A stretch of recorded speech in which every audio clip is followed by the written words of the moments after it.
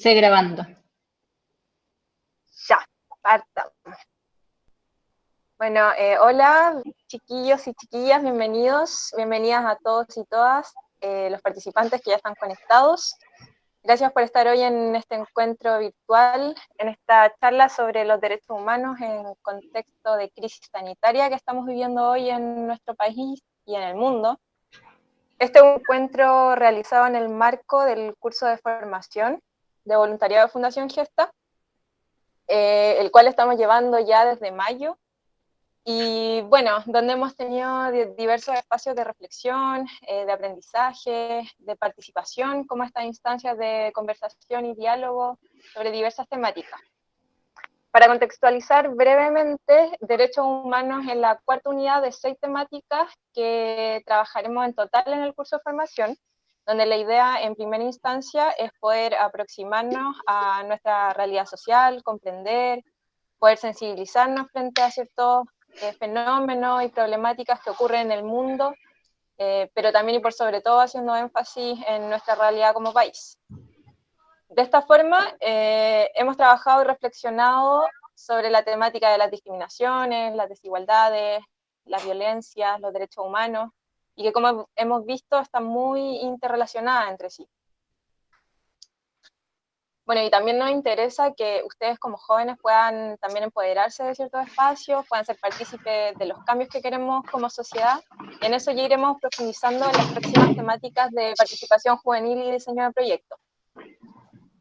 Bueno, actualmente, para contextualizar, el escenario que estamos enfrentando es sumamente complejo, ya que somos testigos de cómo van aumentando día a día las cifras de personas contagiadas, de personas que mueren por el COVID-19, lo cual nos hace preguntarnos qué factores, qué fenómenos son los que han agudizado esta problemática, y en el fondo cómo los derechos humanos se han visto afectados por esta crisis sanitaria, ante la cual, por cierto, las medidas adoptadas por los estados en la atención y contención del virus debiera tener como centro el pleno respeto de los derechos humanos. Bueno, en este sentido, y como complemento a los contenidos trabajados sobre los derechos humanos, organizamos esta charla con Beatriz Contreras, que amablemente nos cedió parte de su tiempo para estar hoy con nosotras, para hablar y dialogar sobre la temática de los derechos humanos en este contexto tan complejo que vivimos hoy. Beatriz es jefa regional metropolitana del Instituto Nacional de Derechos Humanos, organismo que se encarga de la promoción y la protección de los derechos humanos. Así que no podríamos tener una mejor invitada para hablarnos sobre este tema. Beatriz, te damos la bienvenida. Muchas gracias por brindarnos esta charla. Y bueno, tú nos vas dando las indicaciones según la modalidad que más te acomode que transcurra la charla. Y antes de finalizar, recuerden mantener sus micrófonos apagados para que no haya interferencia. Dale, Beatriz. Bueno, muchas gracias María Jesús por la invitación y felicitarlos por esta iniciativa, ¿cierto?, de generar este curso en temas de derechos humanos, que evidentemente hoy en día es más que necesario. Nos hemos dado cuenta de eso, no solo ahora recientemente en el contexto de la pandemia, sino que ya desde varios meses atrás, ¿no? Entonces, bueno, como bien decías tú, está todo súper interrelacionado, más allá que, por ejemplo, ahora en el contexto de la pandemia, el derecho a la salud sea uno de los más evidentemente afectados, pero los derechos no subsisten de manera independiente, sino que cada uno va estrechamente relacionado con otro. Por lo que tú comentabas y conversamos ayer, ya han visto algo como el marco normativo que rige el tema de derechos humanos a nivel internacional, que hoy en día, bueno, está dado por muchos instrumentos. Desde que comenzó a surgir el tema de derechos humanos en el orden internacional, se comenzaron a aprobar diversas, bueno, las primeras las declaraciones, ¿no?, las más importantes, pero después se fueron aprobando diversos instrumentos de temáticas específicas sobre materias de derechos humanos, y así es que se conformó todo un cuerpo jurídico internacional de derechos humanos, que ha sido de mucha utilidad porque es lo que rige las obligaciones de los estados para con las personas que habitan en sus territorios. Y a la vez más allá de que todos estos instrumentos rijan para digamos, todos los estados que los inscriben, también se fueron creando organismos de protección de derechos a nivel internacional, que son los encargados un poco de aterrizar estos instrumentos de derechos humanos y aplicarlos para que los estados los respeten, exigir el cumplimiento de las obligaciones que surjan para los estados en estos instrumentos. Pero como el mundo es demasiado grande, se decidió hacer de manera regional estos organismos de protección. Entonces existen diferentes sistemas de derechos humanos regionales. Está el africano, está el europeo, el universal, que bueno, su nombre lo dice, aplicable para todos, y nuestro sistema regional, que es el Sistema Interamericano de Derechos Humanos, que tiene dos principales órganos de protección, que son la Comisión Interamericana de Derechos Humanos y la Corte Interamericana de Derechos Humanos. Y en este contexto de la emergencia sanitaria, los organismos de protección, tanto a nivel regional en el sistema interamericano, pero también en el ámbito del sistema universal, se han encargado de recoger todas estas obligaciones que los estados tienen en materia de derechos humanos y enfatizarlas ahora, ¿cierto?, desde el lugar de la crisis sanitaria que está afectando a todo el mundo. Y en ese sentido, entonces, se han aprobado una serie de resoluciones referidas a las obligaciones estatales en el contexto de la pandemia. Se han elaborado documentos, en fin, una serie de informes que han nutrido de un poco más de carga las obligaciones estatales para poder llevarlas a cabo de manera específica en este contexto. Y en este contexto también es que la Corte Interamericana de Derechos Humanos, que es uno de nuestros órganos de protección a nivel regional en el continente americano, junto con la Comisión han elaborado, ¿cierto?, la Comisión elaboró una resolución que se llama Pandemia y Derechos Humanos, y la Corte también tiene resolución al respecto, pero además, como les comentaba al inicio, quienes estaban, o a la María Jesús, elaboró una infografía sobre COVID y derechos humanos, que es bastante gráfica. Entonces yo se la robé, algunas láminas, aunque no es robo porque lo ponen a libre disposición para quien la quiera usar en su página web. Y entonces saqué algunas láminas de esto porque está bastante didáctica para poder entender un poco lo que se quiere realzar de parte de los organismos internacionales en esta materia. Entonces, les voy a ir como hablando primero del derecho a la salud, primeramente como el derecho más afectado o principalmente afectado, no solo el más afectado. Y luego, cómo es que esta crisis sanitaria también ha afectado a otros derechos, pero también la afectación de derechos se provoca o se produce de manera distinta para determinados grupos de la población, ¿ya? Entonces, si alguien igual en el camino va teniendo alguna duda o no le queda claro, me avisan, me pueden preguntar, porque de repente si lo dejamos todas las preguntas para el final se pueden olvidar, o como ya no estamos en el contexto del tema que se está hablando, puede ser un poco más complejo. Entonces dejo la posibilidad que cuando alguien tenga alguna consulta o algo no quede muy claro, con toda confianza me pare y me lo señale. Así lo pueden escribir por el chat y ahí yo te lo voy comunicando. Perfecto. Sí, hay el sistema que ustedes tengan. Entonces, voy a poner ahora el Power, el PPT, y me avisan si es que está todo.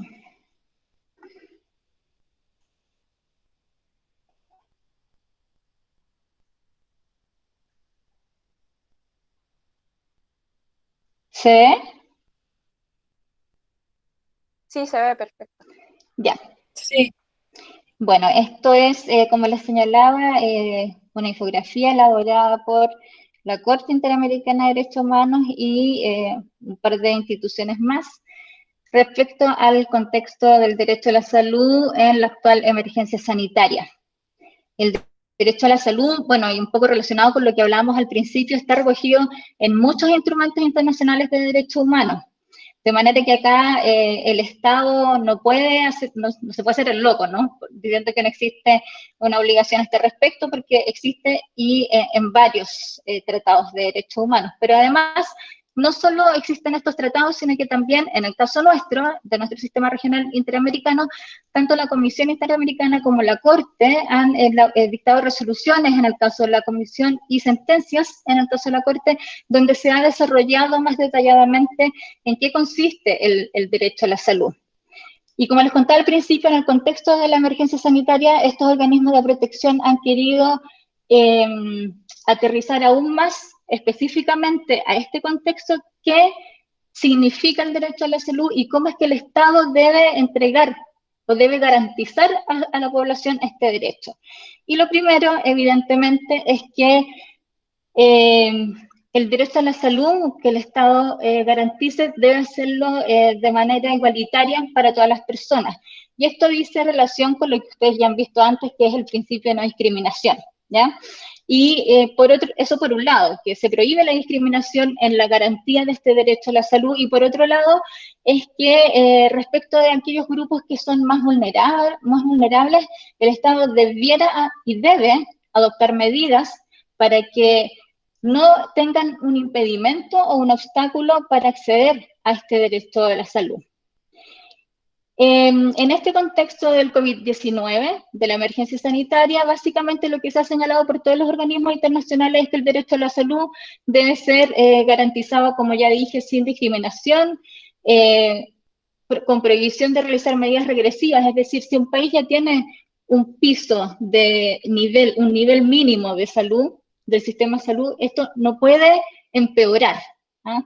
No podríamos retroceder porque eso sería ir contra las obligaciones que el Estado ha asumido en materia de salud. Asimismo, este derecho a la salud debe garantizarse respetando ciertas características o ciertos principios, que son la disponibilidad, disponibilidad, evidentemente, que se cuente con un número suficiente de establecimientos, de bienes y de servicios públicos de salud y de centros de atención de salud.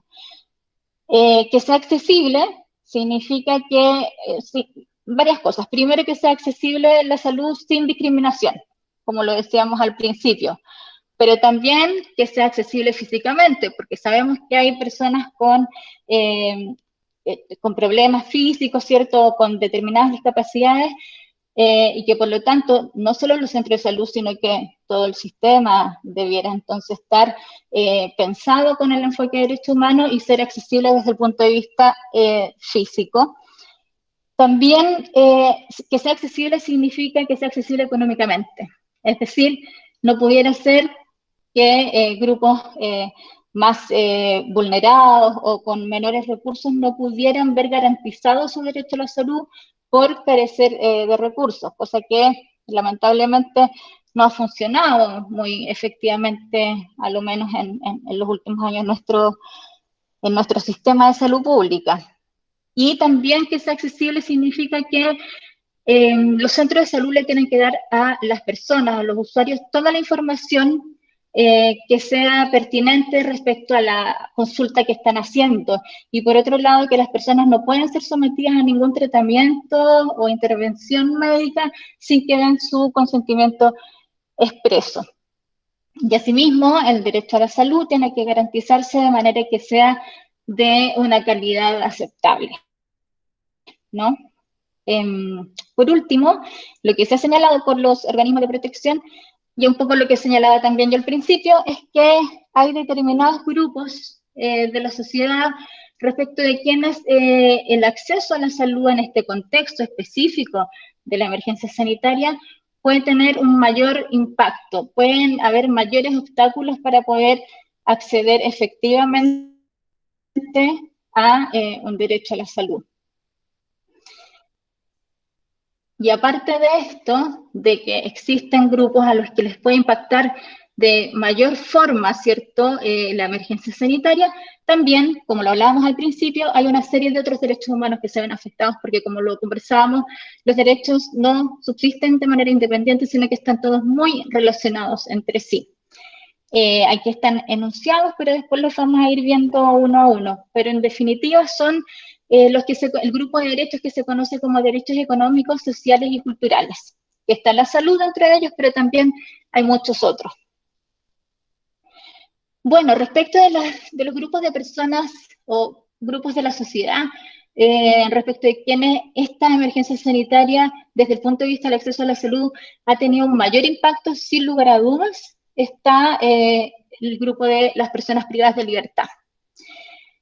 ¿Por qué? Y principalmente en nuestro país, pero yo me atrevería a decir que también en toda la región. En América las cárceles no son tan distintas en uno u otro país. En nuestro país, el sistema carcelario, y esto es algo que el Instituto de Derechos Humanos ha venido denunciando desde hace varios años, ya sea en sus informes anuales, pero también en un informe específico que hace, que se llama de condiciones carcelarias, se ha denunciado permanentemente los problemas de habitabilidad que tienen las cárceles en Chile, que no cumplen con un estándar mínimo de dignidad de las personas, porque si bien sabemos que quienes están privados de libertad lo están por el hecho de haber transgredido alguna norma legal, ¿cierto? Y que en virtud de eso se aplicó una sanción, esa sanción, que está establecida también por la ley, solo implica que pierdan su libertad en los casos más graves, ¿no?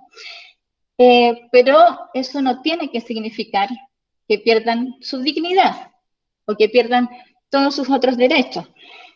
Y por otro lado, también hay que recordar que hay un grupo de personas que están privadas de libertad que aún no han sido condenados porque están esperando, ¿cierto?, que su proceso termine y que se llegue a la dictación de una sentencia, que puede ser o no condenatoria.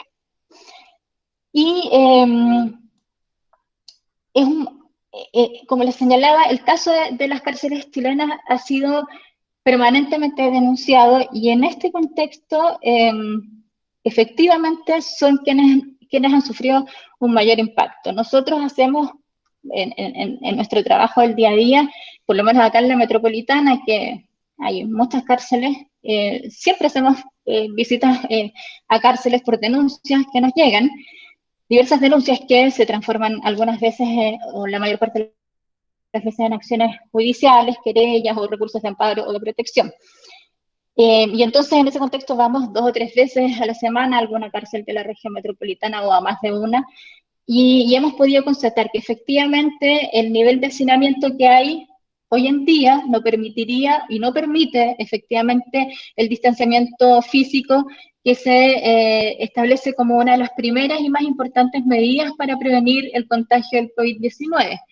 Por otro lado, otra de las medidas que nos han señalado, ¿cierto?, desde el inicio de las autoridades es la higiene, ¿cierto?, el lavado frecuente de manos y todo eso, cosa que tampoco es factible llevar a cabo en las cárceles, porque en muchas de ellas ni siquiera tienen acceso a agua todo el día. De hecho, en varias tienen acceso al agua un día, o sea, 1 hora al día.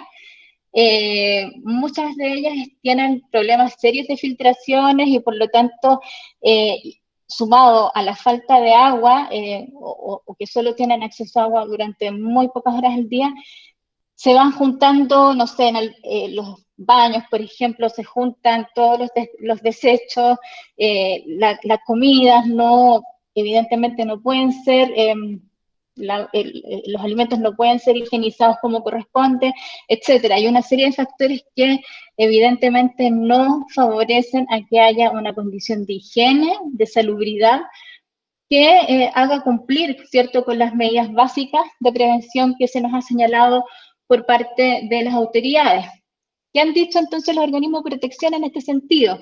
Se ha señalado que se debe reducir los niveles de sobrepoblación y hacinamiento, que los servicios de salud que disponen las cárceles sean de buena calidad, garantizar un trato digno y humano, garantizar normas básicas de alojamiento, higiene y tratamiento médico, proveer atención médica calificada y establecer procedimientos adecuados y expeditos para el diagnóstico y tratamiento de los enfermos. Bueno, todas estas recomendaciones al día de hoy yo les podría decir que en muchas cárceles, a lo menos de la metropolitana, que es donde yo puedo dar fe, ¿cierto? Y donde hemos constatado directamente, no se cumplen, porque efectivamente todos están con un hacinamiento considerable. En segundo lugar, hay algunas que por ejemplo, en la cárcel de Puente Alto, que es donde tenemos el mayor brote de contagio, hay más de 300 personas privadas de libertad con confirmación de un diagnóstico positivo al COVID-19, no tienen un doctor.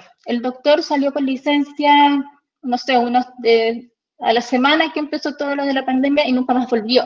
Entonces se quedó a cargo la enfermera junto con 2 o 3 paramédicos y que tienen que hacer frente a todos los requerimientos de salud de toda la población penal, pero también de los funcionarios de gendarmería que trabajan en esa unidad penal, lo que es absolutamente insuficiente y que por lo tanto impide que tengan acceso a un servicio de salud de calidad.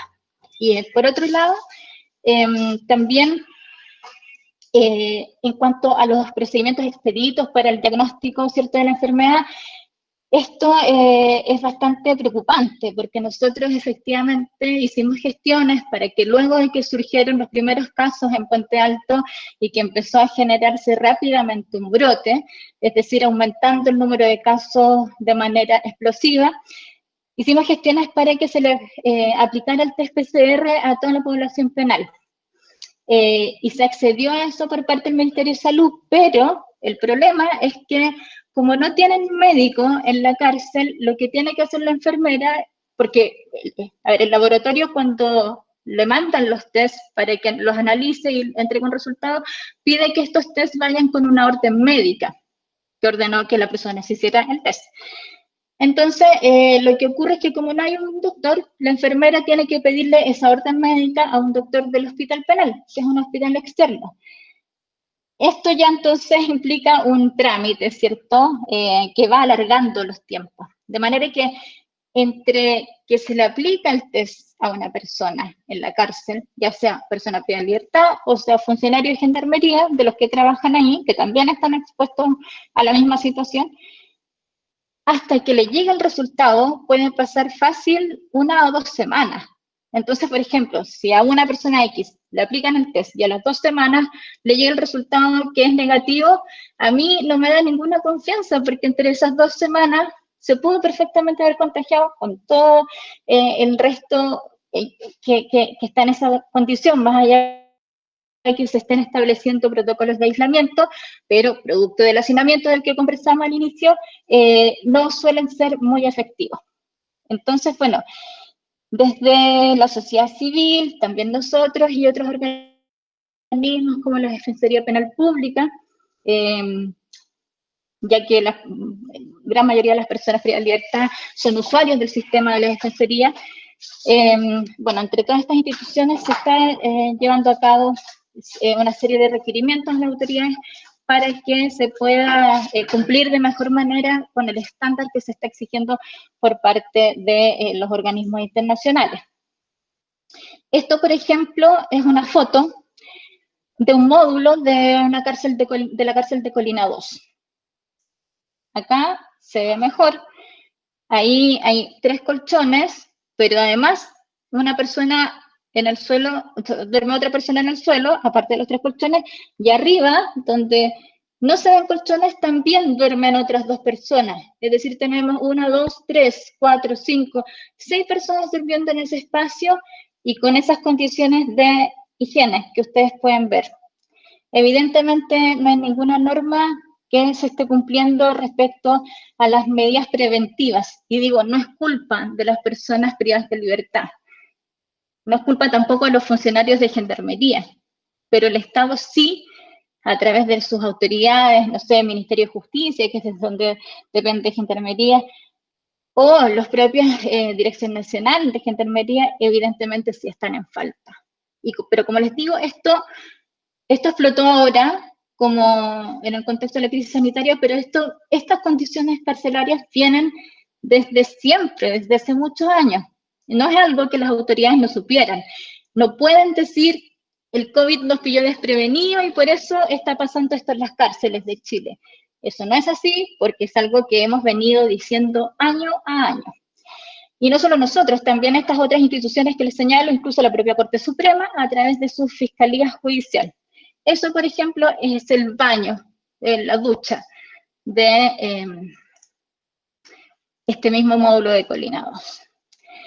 Entonces, evidentemente, las personas privadas de libertad son quienes más han visto un impacto perjudicial, ¿cierto?, para su acceso a la salud en este contexto de la emergencia sanitaria. Solo como referencia les puedo comentar que al inicios de esta semana, solo en la región metropolitana habían 467 personas privadas de libertad con COVID positivo y 565 funcionarios de gendarmería. Es decir, entre funcionarios y personas privadas de libertad tenemos casi 1000 personas. Evidentemente, estas cifras van aumentando explosivamente día a día por efectivamente las condiciones que les comentaba al principio, ¿no?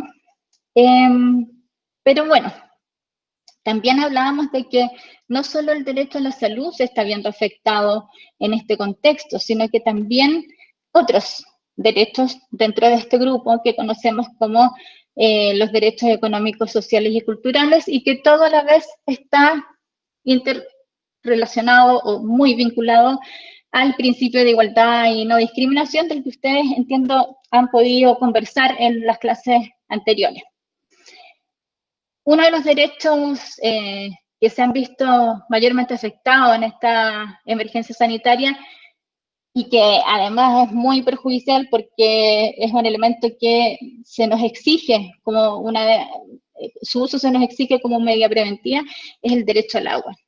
El derecho al agua y el derecho a la alimentación. ¿Qué pasa en Chile? Pasa esto, que hay muchas personas que tienen que vivir en tomas o campamentos que se denominan como término genérico asentamientos irregulares.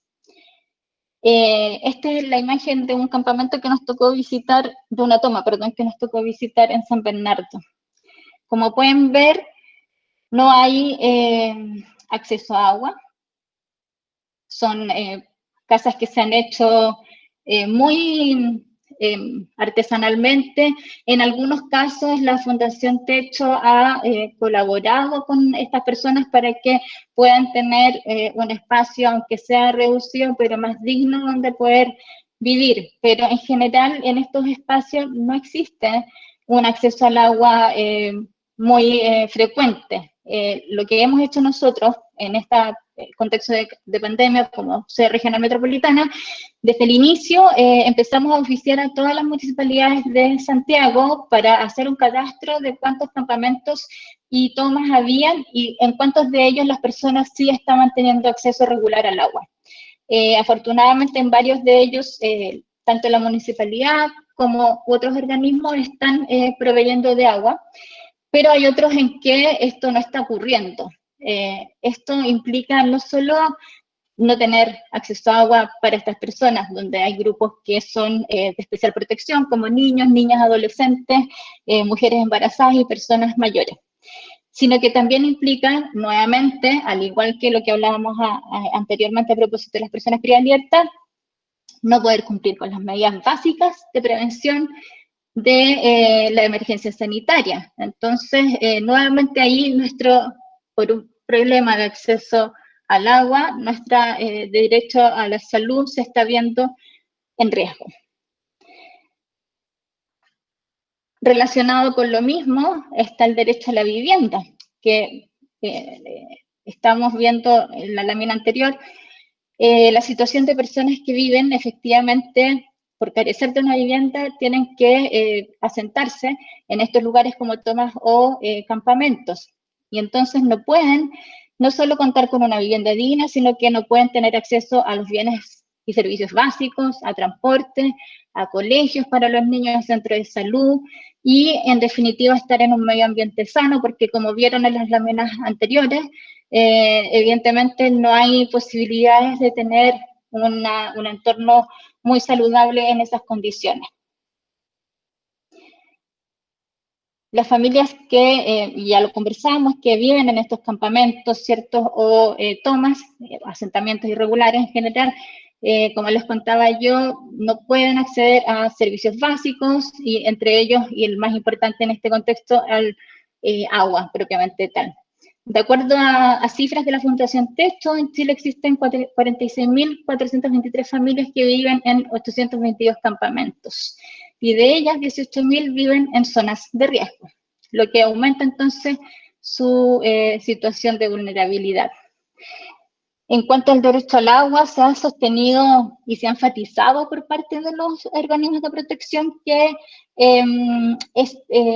este elemento, ¿cierto? El agua potable, limpia y saneamiento son indispensables para el pleno disfrute de la vida, pero además se nos ha hecho saber que el Estado tiene que garantizar y asegurar urgentemente el abastecimiento del agua, por las medidas que ya se han señalado, pero lamentablemente, al igual que en los casos anteriores, hay muchos sectores en los cuales no existe acceso a agua potable ni red de alcantarillado, o que no tienen siquiera una llave dentro de su vivienda.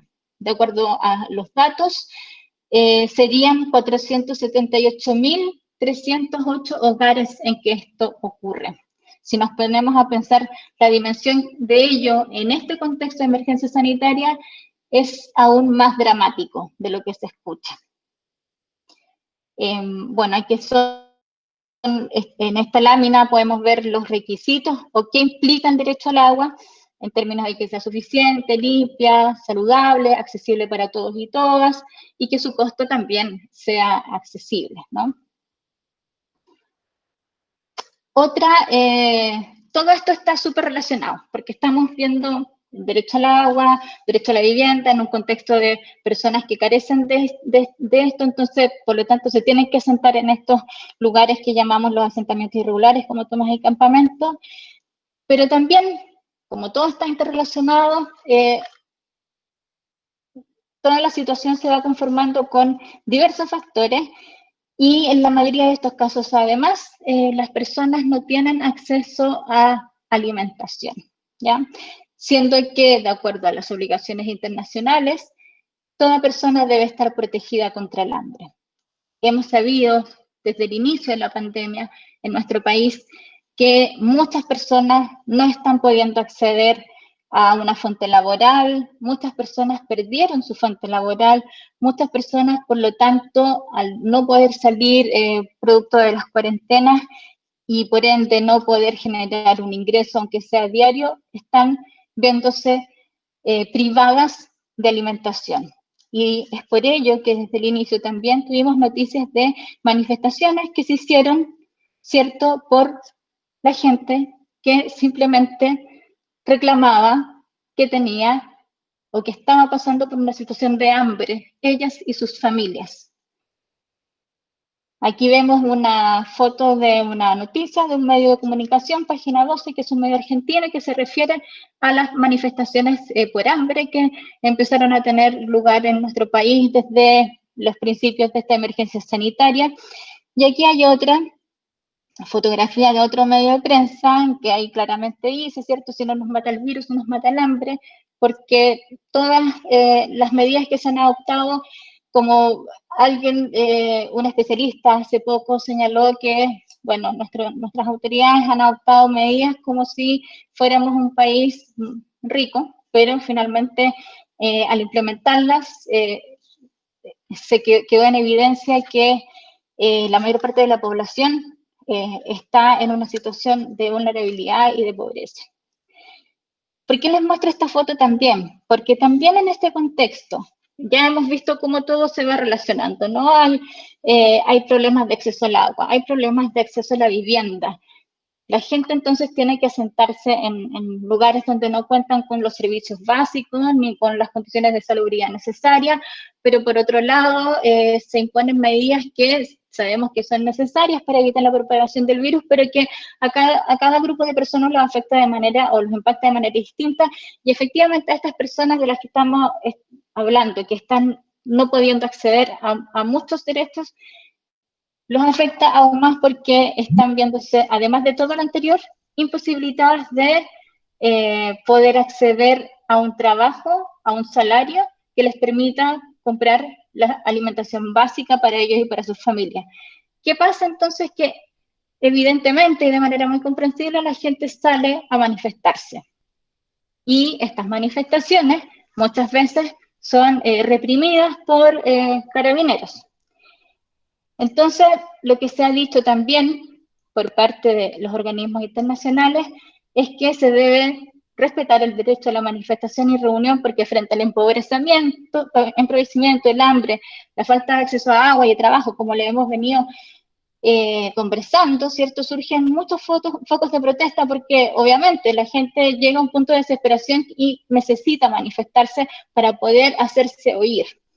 Y aquí hay una preocupación que nos surge en cuanto a cómo intervienen las fuerzas policiales, si es que efectivamente los mecanismos disuasivos que usan son o no los apropiados, ya que en muchas de estas oportunidades hemos constatado que efectivamente son medios disuasivos muy cuestionables y que no corresponden a los protocolos de uso de la fuerza. Como por ejemplo, los gases lacrimógenos, que además en un contexto de emergencia sanitaria, afectan aún más a la salud. Veníamos hablando también, ¿cierto? Recién como efectivamente las protestas por el hambre, la precariedad en el empleo, el sistema de seguridad social, la reducción de ingresos, la imposibilidad de comprar bienes de primera necesidad y entonces también el acceso al agua en comunidades y campamentos. Todo esto es un cuadro general de, de los factores que conversábamos recién y que han agudizado la crisis que, si bien es una crisis sanitaria, en definitiva se transformó en poco tiempo en una crisis social. Otro aspecto que ha surgido en los temas de preocupación es la violencia de género. Por cuanto las medidas de aislamiento social pueden redundar, ¿cierto?, en el aumento exponencial de la violencia contra las mujeres y niñas en sus hogares. Entonces, los estados deben adoptar medidas para evitar que estas situaciones de violencia de género y violencia sexual tengan lugar, ¿cierto? En este contexto, en el país se han adoptado desde diversas instituciones canales de denuncia, se han habilitado canales de denuncia, por ejemplo, el Poder Judicial, la Fiscalía, el Ministerio de la Mujer, etcétera. Nosotros mismos seguimos recibiendo denuncias permanentemente. Acá la lámina habla de la preocupación de las que les comentaba recién. Y bueno, a propósito de violencia de género, es una afiche que se elaboró el INDH hace bastantes años, que se llama Violentómetro, porque precisamente va marcando ciertos diversos niveles de violencia como una alerta. Se los dejo igual ahí porque ha sido bastante útil y requerido desde las organizaciones por los derechos de las mujeres. En el grupo también de otros derechos económicos, sociales y culturales, ciertos que se han visto afectados, está sin duda el derecho al trabajo. Esto ya lo veníamos hablando en las láminas pasadas. Evidentemente, quienes se dedican a trabajos informales u otras formas de empleo más vulnerables, que no tienen un contrato de trabajo estable, se han visto más afectados. También, por ejemplo, el trabajo doméstico y el trabajo sexual han quedado fuera de las medidas de protección social formal que se ha dispuesto por parte del gobierno. Entonces, hay sectores que, si bien el Estado esté tomando medidas, no llega a estas personas. Por lo tanto, se está incumpliendo, ¿cierto?, la garantía universal para todas las personas como lo exigen los instrumentos internacionales. Asimismo, lo que hemos visto mucho en estos meses ha sido la xenofobia y la discriminación racial.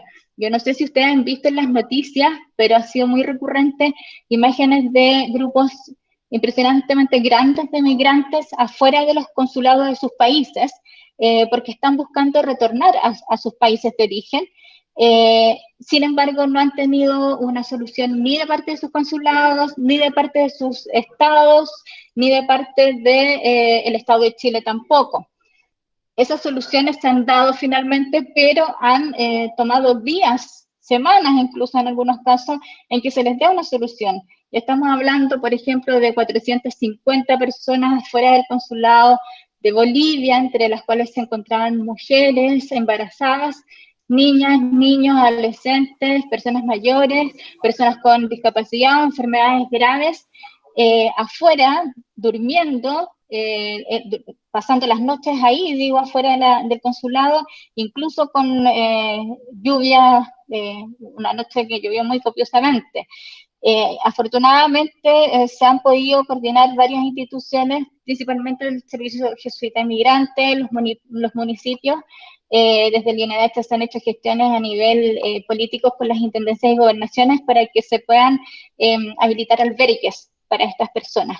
Pero incluso así, viendo la dramática situación de estas personas, hemos constatado algunas situaciones de discriminación contra la población migrante, por ejemplo en Antofagasta, en que 27 personas bolivianas no fueron admitidas en un albergue que estaba a cargo de la gobernación provincial solo por ser extranjeros. Lo mismo ocurrió con personas pertenecientes a la comunidad china y haitiana en Villa Alemana y Quilicura.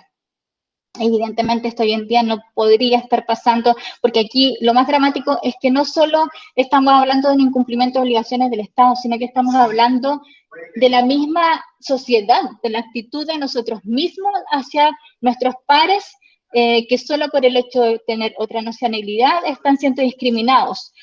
Y no solo la sociedad, me refiero a las personas comunes y corrientes, sino que también la sociedad a través de diversos organismos, y principalmente en estos casos de personas migrantes, los medios de prensa han tenido un rol bastante significativo en estigmatizar a estas personas, porque cuando transmiten estas noticias, le ponen un foco discriminatorio. Me acuerdo cuando surgió en un CITE de Independencia un brote de COVID, vivían en este CITE personas haitianas, colombianas, venezolanas, pero también un grupo importante de chilenos. Sin embargo, lo que se hacía presente no era que había un brote de COVID y que por lo tanto tenía que ser de preocupación de las autoridades, sino que había un brote de COVID de personas haitianas y que estas personas haitianas estaban siendo expulsadas. Nadie discute que tenía que haber una solución de residencia sanitaria y de aislamiento producto de los protocolos, pero el foco que se le da a la noticia contribuye mucho a que también la sociedad vea esto, o más bien actúe con una forma discriminatoria frente a estas situaciones y frente a personas que finalmente son como cualquiera de nosotros, solo que con otra nacionalidad. Finalmente, disculpa. ¿Sí? Había una pregunta. No Dime. sé si Rodrigo la quiere hacer ahora.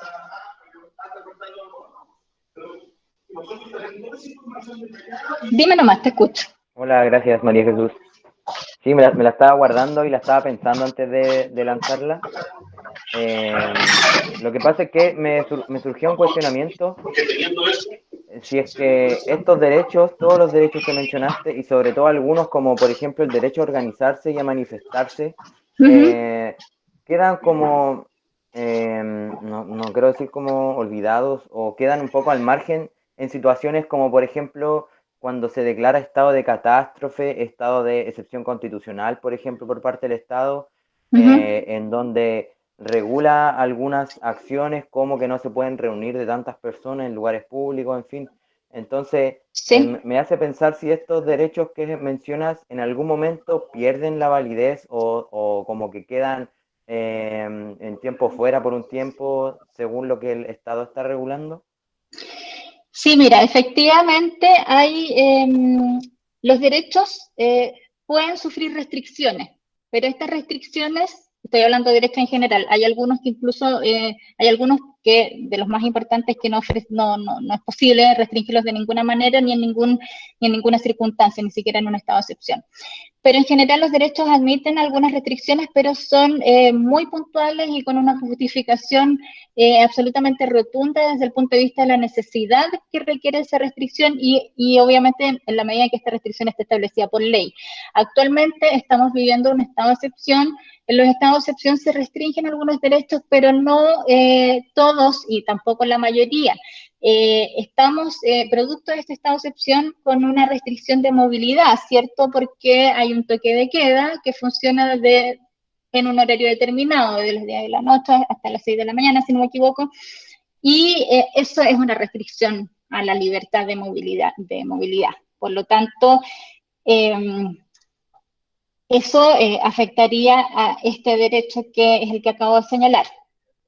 Pero también producto de la emergencia sanitaria, y es por eso que los estados dictan estos, valga la redundancia, estados de excepción, porque tienen mayores facultades para hacer frente a estas situaciones excepcionales, y en el contexto de la emergencia sanitaria se ha dispuesto por la naturaleza del virus, ¿cierto?, que nos tiene en esta situación, que no puedan reunirse más de X personas, 50, por ejemplo. Entonces las personas podrían manifestarse en la medida que no sea en horario de toque de queda y que se respete el distanciamiento y el número de personas. Y en efecto, por ejemplo, para el día 1 de mayo, tradicionalmente, ¿cierto?, se hace una manifestación por el Día del Trabajador y la Trabajadora. Hubo una acá que se hizo en Plaza Italia, Plaza Dignidad, y efectivamente habían 50 personas, con muchas de ellas elementos de protección personal, como mascarillas, incluso algunas con estos overoles blancos, ¿cierto?, que cubren y, digamos, protegen el cuerpo completo. Y luego llegaron carabineros y empezaron a producirse detenciones. Después llegó otro grupo, que no están con tantos elementos de protección como los primeros, pero también fueron detenidos. ¿Y qué pasó ahí? Y aquí pasan situaciones que se entremezclan un poco. Que si bien las personas habían respetado la cantidad máxima que podía estar, al ser detenidas por carabineros, que los llevaron por la jurisdicción, las tenían que llevar a una comisaría determinada, que es la comisaría 19 de Providencia. Pero además después detuvieron a otro grupo, y que por el lugar donde los detuvieron también tenían que ser llevadas a esa comisaría de Providencia. Yo fui ese día a hacer observación en la comisaría porque nos llegaron muchas denuncias de que incluso se habían detenido a funcionarios de medios de prensa tradicionales y medios de prensa independientes, y también de personas detenidas que estaban sufriendo algún tipo de vulneración. Entonces fui a la comisaría y pude constatar que en un espacio que es bastante reducido, si bien estaban al aire libre, porque era como el tipo patio, ¿no?, de la comisaría, pero habían aproximadamente unas 70 personas. Entonces era súper preocupante porque evidentemente no había ningún distanciamiento físico, a la mayoría de ellos les habían quitado las mascarillas que andaban trayendo en los carros policiales. Tuve que hablar con el capitán de la comisaría para que se buscara una solución, de que esas personas no podían estar ahí todas juntas, excedía con creces la norma dispuesta por la autoridad para esta situación, y bueno, finalmente se dispuso que fuera la mitad de ellos trasladada a otra unidad policial para poder descongestionar el lugar. Pero sí, pues, pasa esto, igual, más allá de que también haya restricción en cuanto al horario, producto del toque de queda, evidentemente las primeras semanas, y era cuando más se empezó a evidenciar y a agudizar, ¿cierto?, la crisis social en estos grupos de los que hablábamos hace poco. Las personas en su desesperación igualmente salían, sobre todo en comunas más lejanas, ¿cierto?, como el sector sur, y donde territorialmente están muy organizadas, las personas igual salían en horario de toque de queda a manifestarse. Sí, igual es súper complejo porque uno entiende la desesperación y la situación por la que se está pasando, pero a la vez igual desde muchas personas que son conocidas de la sociedad civil, de la academia, de distintas organizaciones, también se hacía un llamado para evitar que se hicieran estas manifestaciones en toque de queda, ya que esto una cosa lleva a la otra, y es como se manifiestan en toque de queda, vienen carabineros, y si en un horario fuera de toque de queda la represión es más o menos importante, en horario de toque de queda es peor. Entonces la movilidad, por otro lado, para los observadores y observadoras también está complicada. Entonces es una situación complicada, pero bueno, En definitiva, respondiendo a tu pregunta, existen algunas restricciones, sí, evidentemente porque estamos en estado de excepción, pero son muy mínimas. Y de hecho hay incluso varios derechos que ni siquiera en una situación de emergencia o de estado de excepción pudieran ser restringidos, como el derecho a la integridad física y el derecho a la vida. Es por ello que, por ejemplo, la tortura está prohibida en todo tiempo y en toda circunstancia, en que estuviéramos en una situación de estado de excepción gravísimo, esto no se puede tolerar. Y por ello entonces que nosotros denunciábamos a diario y de manera muy enfática esta situación durante el estallido social, porque si bien había un Estado también en esa oportunidad de excepción constitucional, sí estábamos siendo testigos de actos constitutivos de tortura, que no son permitidos en un Estado de Derecho como es el nuestro.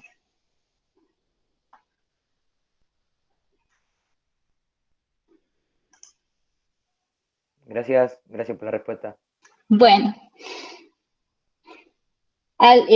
¿sigo o alguien más tiene alguna pregunta? Al menos no por el chat, así que yo creo que sigue nomás y cualquier persona que tenga alguna pregunta por el chat y yo te la transmito. Ya, me queda muy poquito para no abusar de su tiempo, porque ya llevamos un buen rato. Pero nada, solo para terminar, recordarles lo que hablábamos al principio en cuanto a que hay determinados grupos de especial protección, respecto a los cuales los organismos de protección han señalado que los estados deben ser aún más cuidadosos en las medidas que se adopten, ¿ya? Y entonces, por ejemplo, tenemos las personas mayores, que son nuestros adultos mayores, que además se da una situación que estos grupos de especial protección, muchos de ellos están bajo la custodia del Estado. ¿Qué significa esto? Que si el Estado tiene el deber y la obligación de garantizar los derechos a todas las personas que habitan en su territorio, este deber se ve reforzado. Significa entonces que lo tiene que cumplir más aún respecto de las personas que están bajo su cuidado, bajo su custodia. Por ejemplo, lo que hablábamos de antes, hace un rato atrás, las personas privadas de libertad. Son personas que están bajo la custodia del Estado y por lo tanto el Estado es doblemente responsable de garantizar sus derechos. Lo mismo ocurre con los adultos mayores que viven en estos establecimientos denominados de larga estadía, que si bien algunos pueden ser privados, son que reciben financiamiento público o son supervisados por una entidad pública. Y hemos tomado conocimiento, lamentablemente, que además por pertenecer a un grupo de riesgo, ¿cierto?, que muchos fallecimientos de los que han tenido lugar han sido precisamente de personas mayores en establecimientos de larga estadía. Por otro lado, vemos con preocupación que una persona por ser mayor puede ser discriminada en el acceso a tratamiento médico en el actual contexto o a cualquier otro beneficio médico. El Estado de Chile hace un par de años fue condenado internacionalmente en la Corte Interamericana de Derechos Humanos por negar el acceso a la salud a un adulto mayor. Entonces, eso nos tiene que servir como de alerta y sería muy importante que el Estado hiciera una capacitación en derechos humanos a todo el personal que tenga relación con esto, para evitar que los adultos mayores fueran discriminados solo por su edad, ¿no? En poder acceder, especialmente en este contexto, al tratamiento adecuado.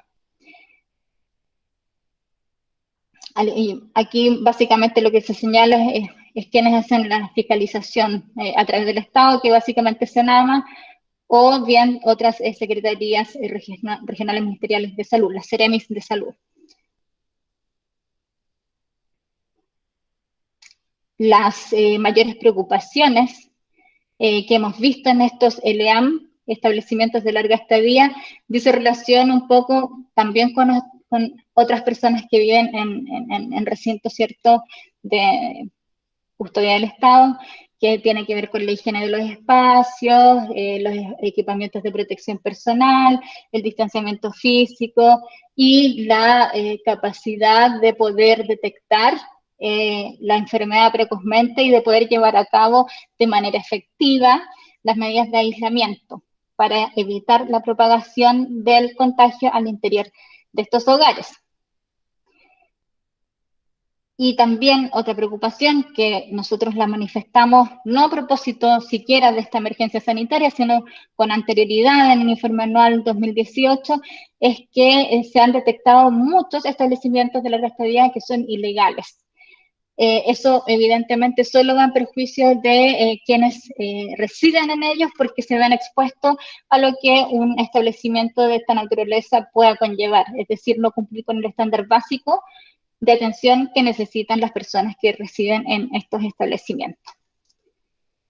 Y por último, y a propósito de que estamos conversando con ustedes, gente muy joven, también un grupo que es de especial protección y preocupación son los niños, niñas y adolescentes, y en particular, insisto, también aquellos que son o que están bajo custodia del Estado, ¿ya? Porque el Estado debe minimizar el riesgo de contagio, debe proteger la salud de sus niños, niñas y adolescentes, principalmente de quienes están bajo su cuidado.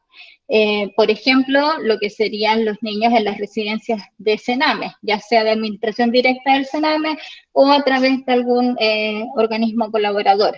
Ya tuvimos hace poco, unas pocas semanas atrás, la triste noticia del fallecimiento de un niño de 13 años, de un hogar, el hogar San Ricardo de Batuco, que falleció producto de el COVID, de positivo al COVID-19 y falleció.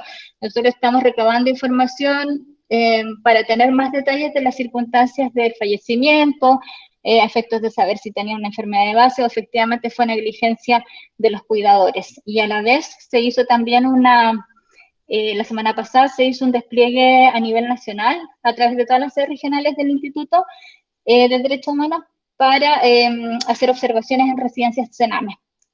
A nosotros, de los que visitamos acá en la región metropolitana, en general, todos están cumpliendo bastante bien el protocolo de la emergencia sanitaria, salvo una que visitamos que es preocupante porque es de las más nuevas, se llaman residencias familiares, y vienen a reemplazar lo que antes eran los CREAT, que eran estos lugares muy terribles, que eran como una especie de cárcel propiamente tal para los niños, y que estaban en pésimas condiciones de infraestructura. Entonces, estas residencias familiares venían a reemplazar eso y supuestamente a salvar todos los defectos que tenían las anteriores. Y si bien desde el punto de vista de la infraestructura es bastante mejor, de hecho la que fuimos está acá en Providencia, sí estaban muy precarizados porque habían tenido muchos contagios en niños y también en funcionarios. Entonces, el hogar estaba funcionando con 3 o 4 personas para un grupo de niños que es de una edad bastante demandante. Entonces, eso nos dejó muy preocupados y bueno, en esta semana se está sistematizando toda la información a efectos de evaluar cuáles acciones son las más pertinentes para poder contribuir a que las autoridades adopten medidas más reforzadas que garanticen, por un lado, que se propague más la enfermedad adentro de las residencias de niños, niñas y adolescentes, y por otro lado, que se adopten mayores medidas de prevención. Aquí, efectivamente, en esta lámina se señala cuáles son las obligaciones del Estado: medidas de prevención, un plan de contingencia, mantener la vinculación y el contacto de los niños con su familia. Esto en general se está llevando a cabo a través de videollamadas, llamadas telefónicas, todas estas plataformas virtuales que existen ahora, ¿cierto? Como Zoom, este mismo Google Meet, etcétera. Y también se debe proteger a los trabajadores que laboran en estas residencias. A lo menos sí pudimos constatar que todos ellos están recibiendo semanalmente un stock de elementos de protección personal en una cantidad suficiente para ser renovada de la manera que lo requieran.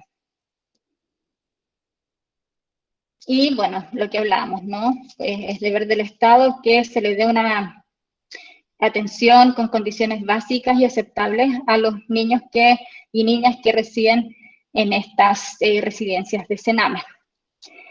En definitiva, entonces, las recomendaciones de los organismos internacionales para los estados en el actual contexto de la pandemia es nuevamente asegurar el acceso al agua, alimentación, medios de limpieza, vivienda adecuada, cooperación comunitaria, soporte en salud mental, integración en servicios públicos y todas las medidas de prevención, así como medidas de políticas públicas que vayan en ayuda a la población o a la parte de la población que se vea más vulnerada en este contexto. A todo esto de, por ejemplo, cooperación comunitaria. Es súper importante este aspecto porque a propósito de todo lo que hemos estado hablando, de que hay muchas personas, mucha parte de la población que está siendo fuertemente vulnerada en su acceso al trabajo, acceso a un salario, acceso a la alimentación, hay por otro lado otro grupo de la sociedad muy organizada para poder hacer alguna especie de ayuda, ¿cierto?, con las conocidas ollas comunes o entregas de mercadería, ¿cierto?, a determinados lugares, determinadas poblaciones.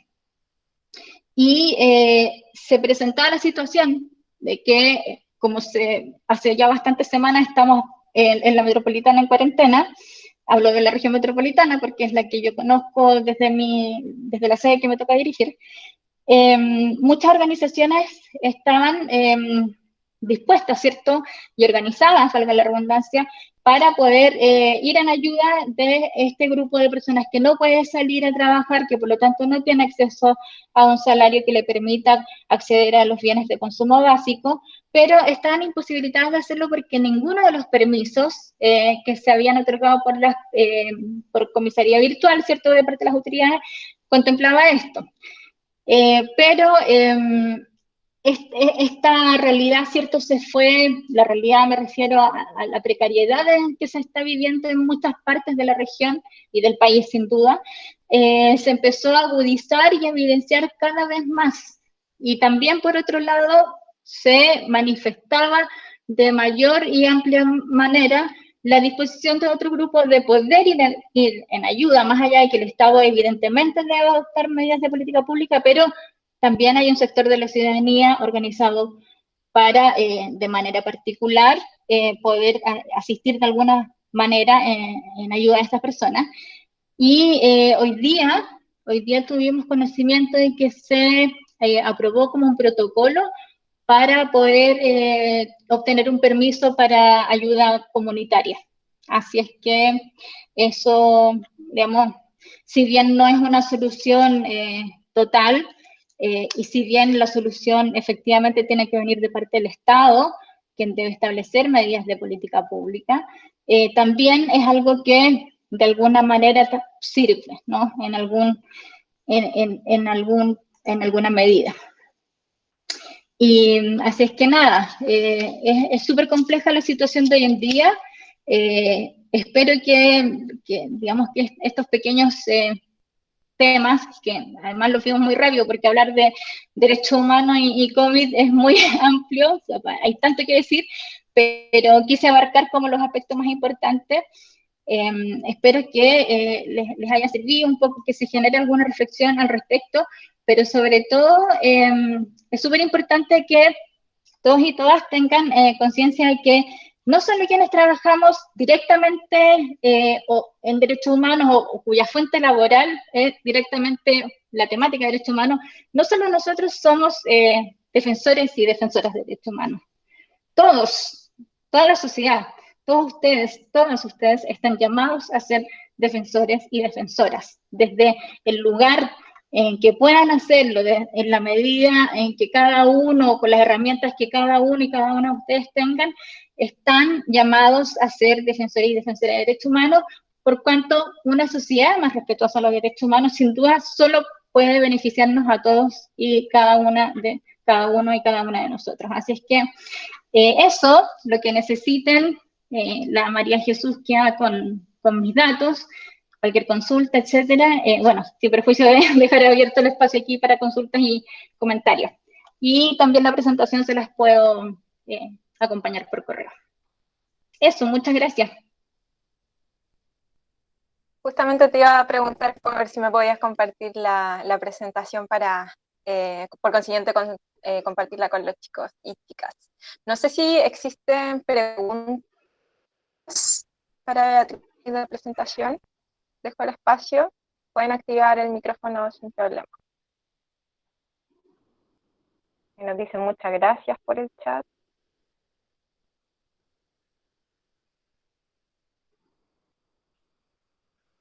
cualquier comentario, quizás no necesariamente pregunta. Igual una cosa que... Muchas gracias por la presentación. Una cosa que se me olvidó comentarles, o creo que igual lo hice al principio, pero un poco para cerrar, ¿no? Todo esto de lo que hemos estado hablando, estas situaciones que han surgido, que se han ido evidenciando cada vez más o que se han ido agudizando en este contexto de la pandemia, no surgieron ahora, recién. No son productos solo de la emergencia sanitaria ni de la pandemia. Recordemos que el propio estallido social se produce, si bien es cierto, con esta, como el evadir, no pagar, ¿cierto?, por el alza de los 30 pesos, pero luego, a medida que el movimiento fue tomando más fuerza, gran parte de la sociedad se fue sumando a este movimiento que empezó siendo como un movimiento estudiantil, de los chiquillos que se iban al metro, y de las chiquillas que también se iban al metro, pero luego mucha parte de la sociedad se fue sumando al movimiento, haciendo presente que, como decía, esta especie de frase que caracterizó, ¿cierto?, al movimiento, al estallido social, que no son 30 pesos, que eran el alza al metro, sino que son 30 años, haciendo referencia a los 30 años de los gobiernos democráticos que hemos tenido en el país, para, digamos, denunciar que ninguno de los gobiernos democráticos ha sido capaz de, en definitiva, establecer políticas públicas, políticas sociales que vayan en beneficio y protección de los derechos económicos, sociales y culturales de la población, que básicamente se traducen en lo que estamos hablando hoy día: derecho a la salud, derecho a la educación, derecho a la vivienda, a una vida digna, en definitiva, que además entiendo que ustedes ya hablaron del concepto de dignidad, que es esencial a la persona humana. Entonces, está nuevamente, como lo decíamos al principio, todo muy correlacionado.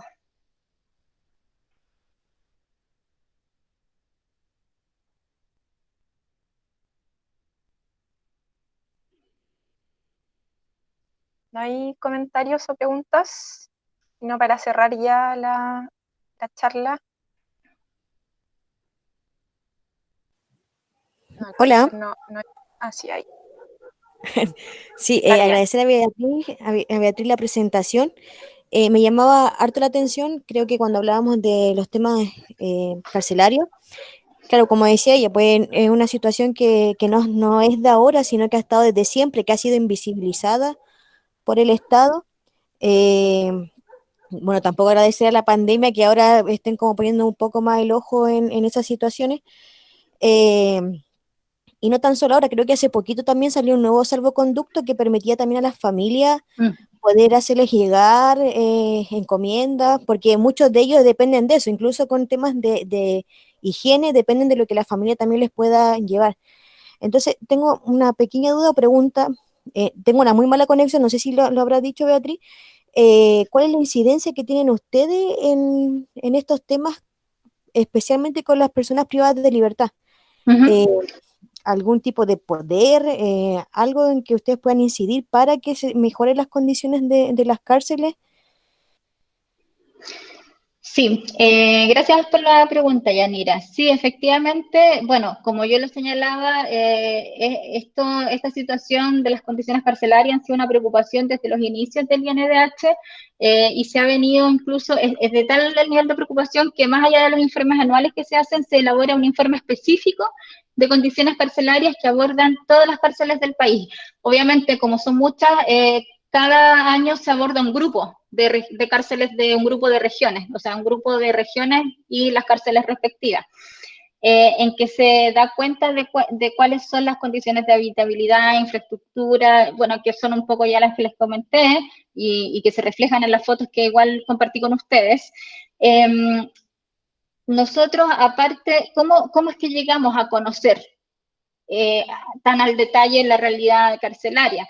Es porque somos hasta ahora de las pocas instituciones, aparte, bueno, pero sí, no, yo diría que somos la única, porque la Defensoría Penal Pública puede ingresar a las cárceles, pero a las salas que tienen dispuestas para que los internos o internas se entrevisten con sus abogados penitenciarios o abogados del defensor público o defensora pública. Pero nosotros tenemos la facultad por ley de poder ingresar al interior de las cárceles a entrevistarnos directamente con los internos en el lugar donde habitan, en las celdas, en los módulos, y a entrevistarnos de manera confidencial, es decir, el gendarme nos acompaña efectivamente a este lugar, pero se queda a una distancia que logre preservar la confidencialidad de la denuncia que nos quiere hacer el interno o interna respecto de quien nos hayamos enterado de alguna situación de vulneración. En el contexto de estas denuncias, que muchas veces son de agresiones y situaciones de tortura y apremios ilegítimos por parte de gendarmes, también hemos tomado conocimiento, evidentemente, de las condiciones carcelarias.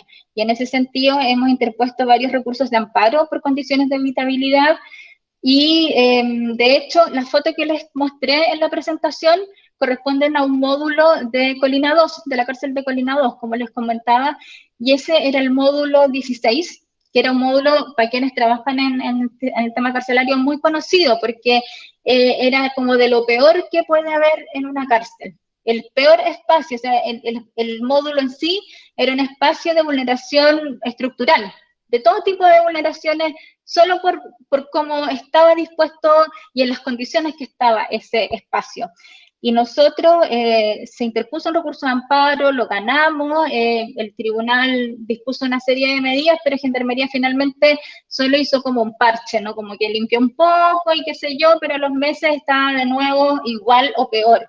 Fuimos a hacer una visita y encontramos que había incluso empeorado la situación después del recurso de amparo, por lo que nos pusimos en una franja campaña, por llamarlo de alguna forma, de cerrar ese módulo, porque ya considerábamos que era un espacio que no era habitable por ningún ser humano.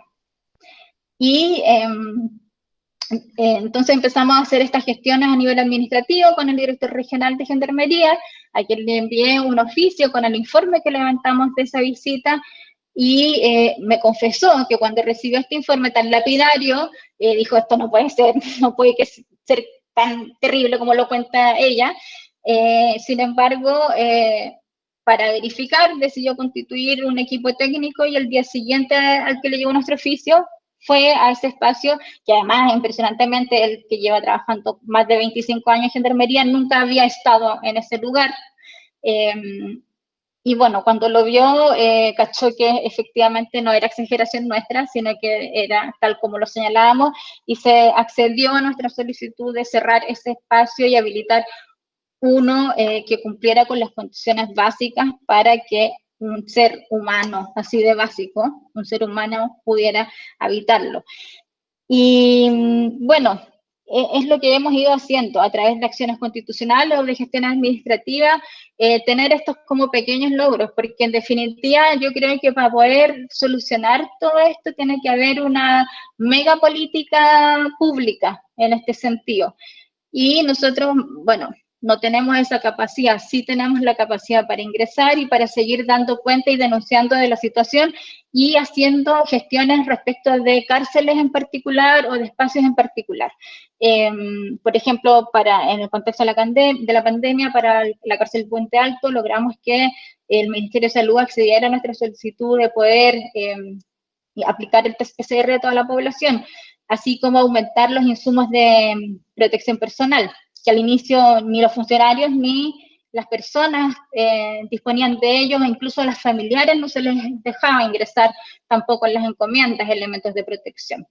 Entonces son ese tipo de gestiones judiciales y administrativas que vamos haciendo para poder de alguna manera ir logrando mejorías en cárceles puntuales, pero como te digo, esto excede a la metropolitana y excede con creces a las facultades del instituto, sino que el Estado tiene que aplicar una política, porque el sistema carcelario en Chile requiere de una reforma de fondo ya, muy, digamos, estructural de manera importante. Pero sí seguimos instando para eso y lo seguimos poniendo en evidencia en nuestros informes de situación carcelaria y seguimos concurriendo a las cárceles para efectivamente dar cuenta de que esta situación continúa. Además, actuamos en alianzas con otras instituciones, por ejemplo, en esta oportunidad que les comentaba yo que pudimos cerrar este módulo 16 de Colina 2, luego de hacer esta visita que nos alarmó ya, porque la situación era mucho peor de como la habíamos dejado, yo fui a hablar con la fiscala judicial de la Corte Suprema, que es quien tiene también a su cargo velar por la situación de las personas privadas de libertad. Y le entregué el informe y ella también hizo gestiones para apoyarnos a nosotros en esta solicitud del cierre de este módulo de la cárcel. Entonces, con la Defensoría Penal Pública también tenemos harta alianza en este sentido. Entonces, lo que está claro es que nadie, ninguna institución por sí sola va a lograr cambios, sino que hay que actuar de manera coordinada, incluso con la propia sociedad civil, porque de hecho todas las denuncias que nos llegan a nosotros, la mayoría, vienen de parte de sociedad civil, ya sea organizaciones que trabajan en temas carcelarios o en temas de derechos humanos más general. Pero evidentemente, por eso yo les decía, todos y todas estamos llamados a ser defensores y defensoras de derechos humanos, porque más allá de la magnitud que pueda ser la acción que cada uno haga, siempre contribuye en algo. Muchas gracias, Beatriz.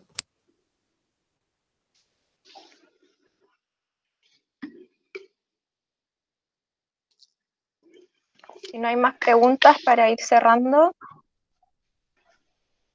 parece que no.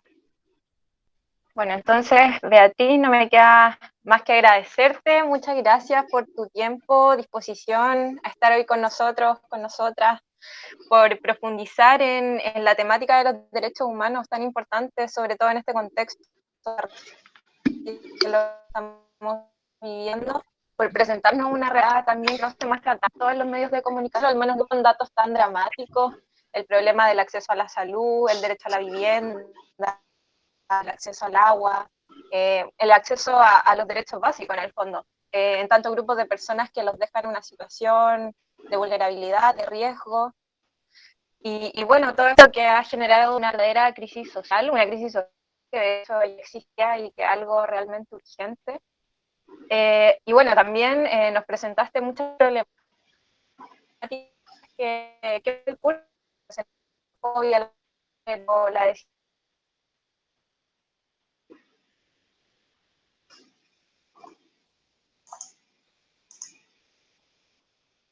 de una forma de verdad. Muchas gracias por este espacio, a la reflexión, y nada, nos quedamos con lo último que tengo todos nosotros, soy defensora de los derechos humanos, así que a empoderarnos de ese rol que nos corresponde a todos y todas, y a no ser indiferente a las problemáticas que suceden y que vemos todos los días. Así que gracias a todas y queden atentos a las próximas charlas que estaremos difundiendo más adelante. Muchas gracias, Beatriz. Chao, gracias a ustedes también por escuchar. El chat. Gracias, Beatriz. ¿Dónde tijera? Chao, gracias. Rodrigo. Chao, buena Gracias. Gracias. Chao, chao. Chao. Gracias.